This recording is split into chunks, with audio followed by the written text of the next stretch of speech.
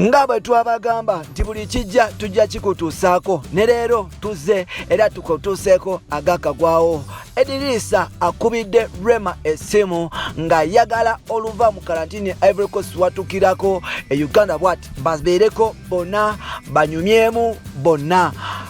Tukwaniriza naterako mukutu gwaffe omuganzi okumanyikiddwa nga Uganda Mukamooli amanya n'eddoboozi bampita Ntambi Chimso Rich Boy Maxudi Junior webali kuba nti weekomira wano webali kuba nti osubscribing ne tutambula ffenna bwe yasubscribing nawe atanaba kuba nti osubscribing akugamba nti mwana wa maama oluddewo yensonga lwaki osuubwa ebintu ebisinga obungi mu entertainment industry so n'olwekyo tulina okukola oliwadde mbeera okuba nti osubscribing ne tutambula ffenna mpolampola genda ku Facebook teekamu Uganda Mukamooli like ngepeji yaffe ate nga oliwaddemu okuba nti ongattako wali nange ku Facebook ng'omuntu nkozesa Ntambi Chimso ate nga muganda wange gwali ku Twitter genda ku Twitter yo tekemu Chimso 16 onaabeera nga onfuna jjukira nze buli wongattako nange nfuba okuba nga nkugattako ate nga buli wonsindikira ka message ngo nakyombuuza ku bibuuzo ebifa ku entertainment ne current affairs ngezaako okuba nti mbikuddamu live direct mpola mpola olunaku lwaleero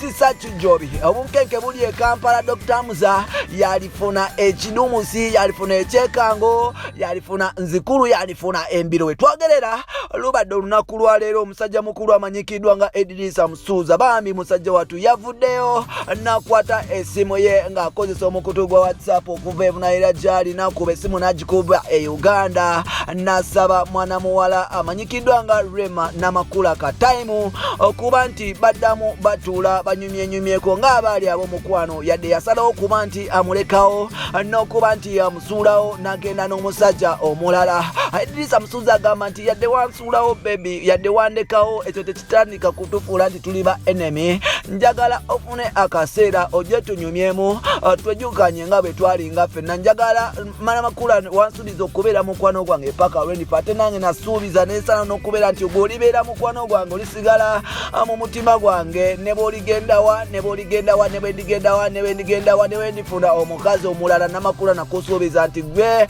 olisigala first ready kubanga twali naawe emyaka mingi nga tutoba nga tukola ssente ffenna ne tusula ffenna ne tweyagala ffenna ne twekolera obubaga ffenna so n'olwekyo sisuubira kuba nti nkuleka n'okuba nti nkusuulawo ng'abantu abasinga bye balowooza n'okuba nti abantu abasinga abasunzi balowooza mbu okuba olewagenda tetusobola kuba nti tusigala b'omukwano mbadde Ivory Coast eno nga njiyayiyayo obusente obusobola okuba nti bukuza abaana baffe kogata famire yaffe kulenga eri bulungi era nga Namakula wenjogerera akasente ke nafunye njagala tubeere nga tukakozesa ffenna tubeereko ababiri tukalye ffenna because gwe wange gwe oli mu mutima gwange okubira mu mutima omutima gwange gwe atujja tewali mulala asobola kuba nti gutujja ye gwe atujira mu mutima gwange so n'olwekyo nkusaba osooke ojjeeno tukikwasaganye era nga nkomyewo e Uganda Namakula nkusaba obeere omu ku bantu abasooka okuba nti bankima ku airport because maama w'abaana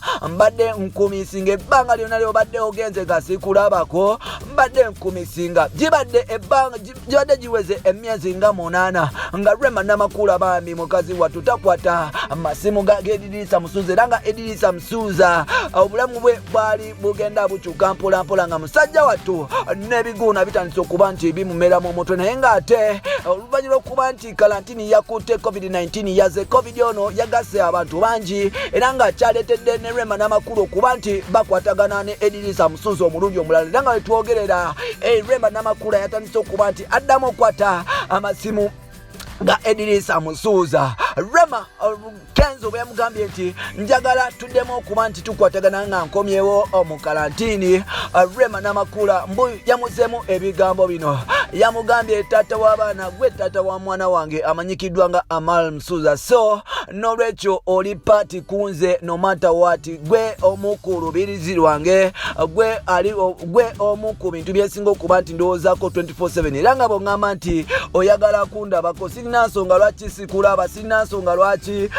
mba nkwekwekako era nga bw'ogamba nti oyagala kundaba baby nange ndi willing njagala nkulabe era nga ndi ready okuba nti nkulaba at any time at any cost kubanga nange mbadde nkumisinga ebitagambika. Rema Kenzo babadde baze nga balina obutakanya mpolampola naye nga oluvannyuma bulinzinze okuba nti buweddewo bano basazeewo okuba nti bakwatagana era nga